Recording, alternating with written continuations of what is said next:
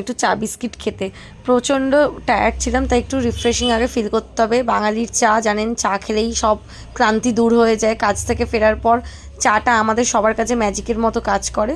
তো চা বিস্কিট খেয়ে নিজেদের সাথে নিজেরা হাসি মজা ঠাট্টাই আর কি মারতে মারতে, আর অবভিয়াসলি আমার পেছনে একটু এটা বেশিই লাগে। তারপর সামনে একটা মেলা হচ্ছিল, সেই মেলাটায় গেলাম। সেখানে নিজেদের প্রয়োজনের কিছুই কেনার ছিল না, তাই ইউটার্ন মেরে আমরা যে গেট থেকে ঢুকেছি তার পাশের গেট থেকে আবার বেরিয়ে পড়ি আর চলে যাই আমরা একটু খেতে। যাদবপুর সুকান্ত সেতু মার্কেটের নিচে একটা দোকান আছে, কাকুর হাতের ফেমাস প্যান ফ্রাইড মোমো। আমি যে খেতে কি ভালোবাসি, তো আমি আমার ফেভারিট প্যান ফ্রাইড মোমো আর টুকটাক আরও বাকি স্ন্যাক্স খেয়ে আমরা আবার চলে গেলাম রানী রাসমণি ঘাট। স্থান পরিবর্তন করে আড্ডা মারতে মারতে রিয়েলাইজ করলাম বেশ রাত হয়ে গেছে, যদিও স্যাটারডে নাইট, বাট বাড়ি তো ফিরতেই হবে, তাই বেশি আর রাত না করে আমরা সবাই উঠে পড়লাম আর হাঁটতে হাঁটতে প্ল্যান করতে থাকলাম যে না, কালকেরও তো আবার কোথাও ঘুরতে যেতে হবে। কালকে মানে সানডে, তো সানডে প্রচুর কাজ ছিল, সানডে ডেফিনেটলি একটা ব্লগ আসবে। তো সানডে ব্লগ দেখার জন্য চ্যানেলটাকে সাবস্ক্রাইব করতে বলো না। বাই।